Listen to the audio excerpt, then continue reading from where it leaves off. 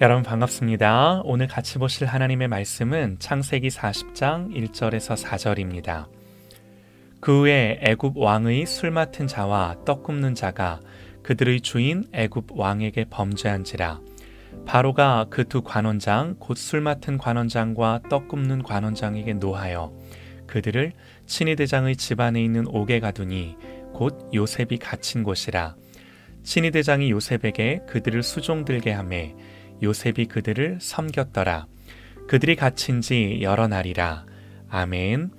주님을 나타내는 삶이라는 제목으로 하나님의 말씀 같이 듣겠습니다. 하나님을 믿는 자의 삶에는 우연이란 없습니다. 하나님의 때와 우리의 때가 다르기에 우연처럼 보일 수는 있습니다. 그러나 자세히 살펴보면요, 하나님이 계획하시고 개입하신 삶인 거죠. 우리는 요셉을 통해 그 사실을 분명히 알게 되는데요. 성경이 기록하는 요셉의 인생에 우연은 단 한 번도 없습니다. 전부 하나님이 개입하시고 간섭하신 삶인 거죠. 저와 여러분의 인생도 동일한 줄 믿으시기 바랍니다. 에이, 요셉이니까 그러셨겠지. 나는 아니야. 내 인생을 봐. 이게 어디 하나님 개입하신 거겠어? 아니요. 우리의 관점과 생각만 가지고 지금 당장 판단할 수 없습니다. 중요한 건요, 어떤 상황과 형편이든 지금 나를 향한 하나님의 마음을 아는 것입니다. 거기서부터 나의 행할 길을 알고 순종하는 거예요. 왜요? 나를 그런 상황과 형편 가운데 두신 것은 나를 향한 하나님의 계획이 있기 때문이에요. 이걸 알아야 순종이 나오고 행함이 나오고 반응이 나오고 변화가 일어나는 거죠. 그러므로 오늘 나를 향한 하나님의 마음을 알아 분별하고 순종하는 저와 여러분 되시기를 소망합니다. 하나님이요, 요셉의 삶에 철저히 개입하시고 섭리하시는데요. 하나님은 왜 그렇게 하시는가? 하나님은 요셉을 예수님의 그림자로 보여주고 싶으세요. 무슨 말이냐면요, 예수님을 요셉의 인생에 투영하여 실체는 아니지만 그림자로서 앞으로 오실 주님을 드러내게 하시는 거죠. 우리 예수님은 성부 하나님의 사랑받는 아들의 자리에서 종의 형체를 가지고 사람으로 이 땅에 오셨습니다. 이런 모습이 요셉의 인생에 투영되어 있습니다. 요셉도 사랑받는 아들에서 종으로 팔려가죠. 또 그는 비록 종이 되지만 형통한 종, 하나님이 함께 하시는 종으로서 보디발의 온 집에 이 복을 베푸는 통로가 됩니다. 예수님도 종이 되셨지만 우리를 섬기셔서 우리에게 복을 주시고 우리를 구원하시죠. 또 요셉은요, 죄가 없었지만 범죄자로 여김을 받는 것 같이 주님도 죄가 없으셨지만 빌라도가 예수님을 정죄하여 십자가에 내어주죠. 이처럼 요셉의 삶의 한 장면 한 장면은 예수님의 모습을 드러내는 그림자예요. 오늘 말씀을 봐도요, 요셉은 감옥에 갇힌 죄수로서 다른 두 죄수인 바로의 두 관원장 사이에 위치하고 있음을 오늘 말씀이 보여줍니다. 예수님도 그러셨죠. 예수님 죄가 없으셨지만 죄수로서, 죄인으로서 십자가에 못 박히셨고 양쪽에 다른 두 죄수가 달려 있었습니다. 요셉이 만났던 두 죄수 중 한 사람은 사면받고 복권되었고 또 다른 한 사람은 죽임을 당했습니다. 이와 같이 예수님의 좌우편에 달린 강도들도요, 한 사람은 구원을 받았지만 한 사람은 버림을 받았습니다.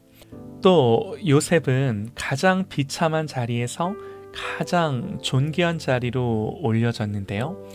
예수님은 그야말로 가장 비천한 인간의 모습, 종의 모습으로 오셔서 인간으로서도 가장 비참하고 수치스러운 십자가에 달려 죽으셨지만 부활하셔서 하나님의 영광의 보좌 위로 올리움을 받으셨죠. 이처럼 우리는 요셉에게서 주님의 모습을 보는 것입니다. 여러분, 이것이 우연이겠습니까? 예수님 말씀하셨습니다.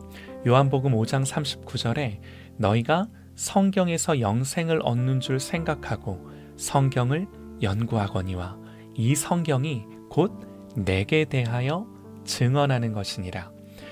모든 성경은요, 결국에는 예수님을 드러내고 보여주는 거예요. 특별히 하나님은 자기 가족을 구원하는 요셉을 통해 예수 그리스도를 투영하여 보여주기를 원하셨어요. 장차 오실 예수님을 그림자로, 모형으로 요셉이 보여주는 거죠. 여러분 보세요. 이것이 하나님의 생각이신데, 그렇다면 요셉의 인생 속에 일어나는 사건들을 개입하시고 지키시고 섭리하는 것이 너무나도 당연하지 않은가요?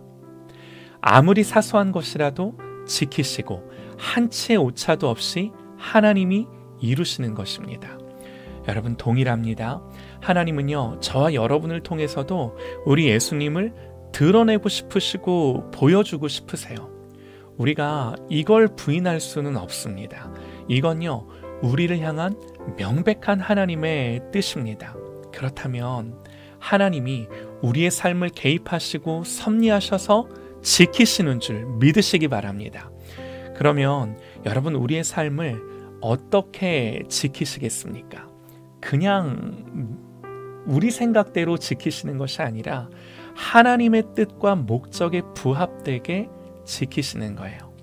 요셉은요, 이런 하나님의 뜻을 이루기 위해 종으로도 팔려가고 억울하게 감옥도 갇혔어요.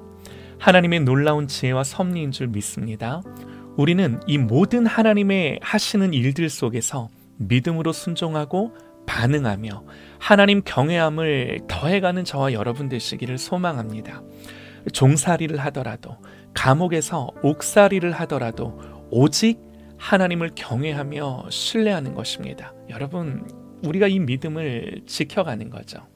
이것이 우리의 믿음의 방향성인 줄 믿습니다.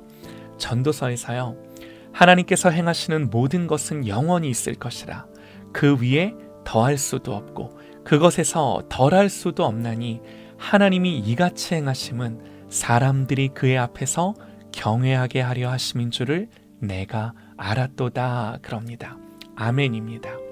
하나님께서 행하시는 모든 것이 영원히 있을 것입니다. 거기에 더할 수도 없고 덜할 수도 없는 것입니다. 감사한 것이요, 오늘 요셉은 그렇게 하나님의 뜻을 담아낼 그릇으로 종살이 하면서도 또 감옥살이 하면서도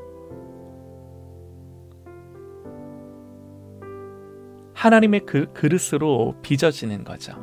깨뜨려지지 않고 어그러지지 않고 하나님 온전히 빚어가시는데요, 하나님이 저와 여러분을 그렇게 온전히 빚으시기를 간절히 원합니다.